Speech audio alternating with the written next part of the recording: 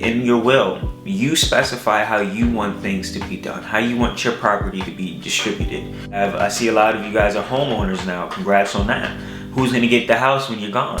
Man, I'm living aspiration, cutting off heads, I'm straight with decapitation.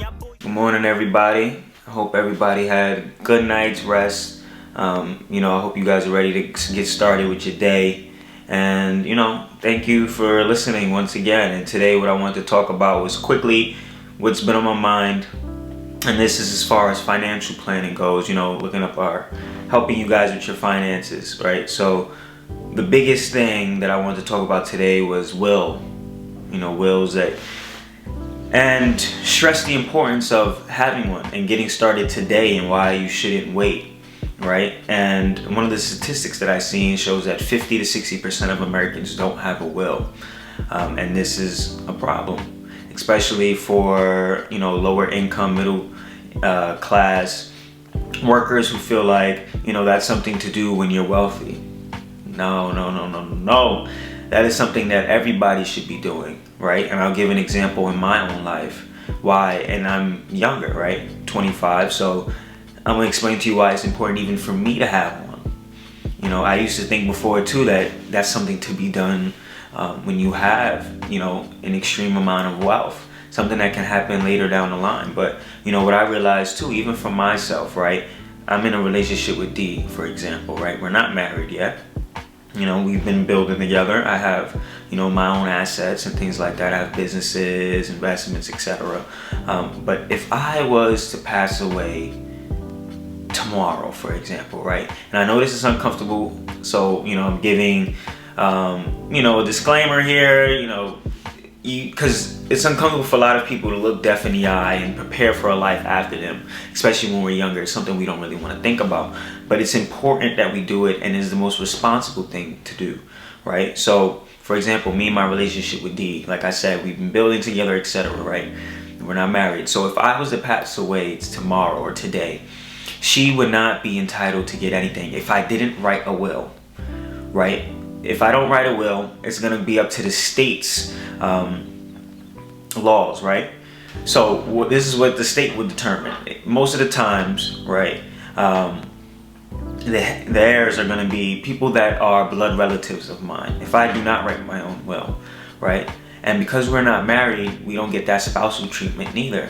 So she would legally be entitled to nothing right now, despite us being in a relationship, right?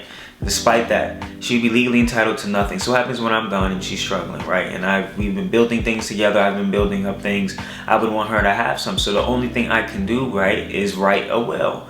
Or if you have certain life insurance plans, investment accounts, etc., on there you can put who would be the beneficiaries to these accounts, and you can mark the percentage, which I recommend that we all do, and you can constantly change it, right? In your will, you specify how you want things to be done, how you want your property to be distributed, right? So outside of these accounts that would be passed on already from having beneficiaries, like these investments account, life insurance policies, etc., what about if you have certain amount in your checkings account? You got cash put away. I see a lot of you guys are homeowners now. Congrats on that.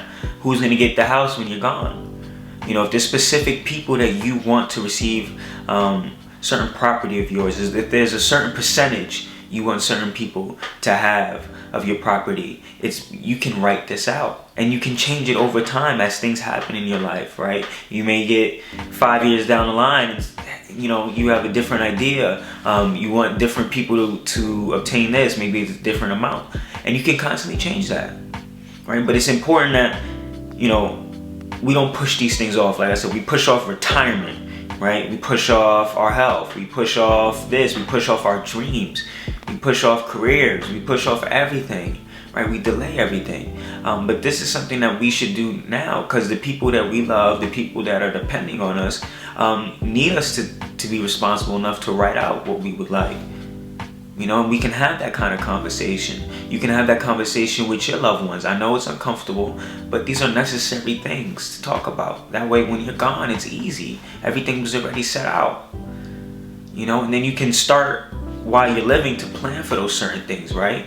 Trying to minimize some estate taxes. Use a little bit of this, right? A little bit of that. Make sure everything's protected.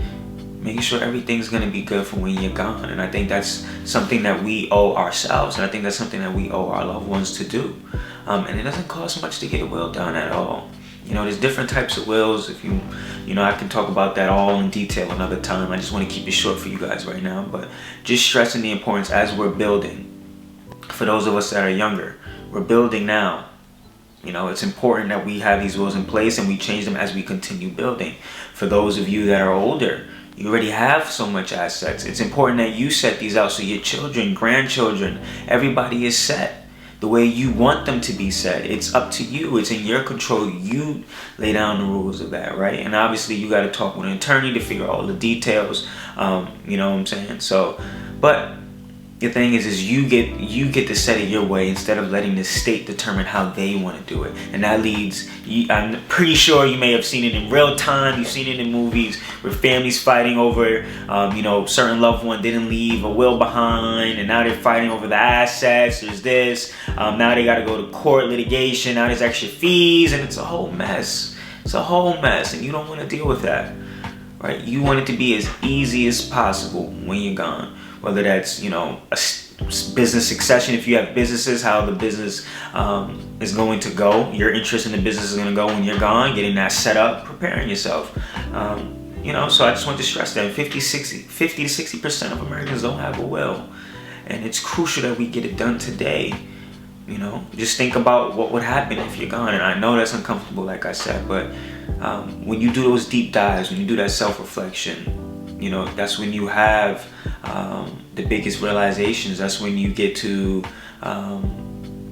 really take it all in and decide, okay, is this how I want to live my life? Okay, let me set up these certain members of my family, certain loved ones that I have that aren't family, you know, not blood, and you know, you get that all squared out. So yeah, quick talk with y'all.